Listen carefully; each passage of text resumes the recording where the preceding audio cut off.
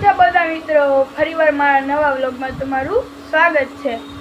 તો મિત્રો આજે છે રવિવાર અને અમારા ગણપતિ દાદાનો 56 ભોગ આજે છે મિત્રો। તો હાલો આજનો વિડીયો છે ને છેલ્લે સુધી જોઈજો। આજે મસ્તીનો વ્લોગ આવશે મિત્રો અને 56 ભોગનો વિડીયો જોવાનું તો ન જ ભૂલતા। આજે ગણપતિ દાદાનો 56 ભોગ છે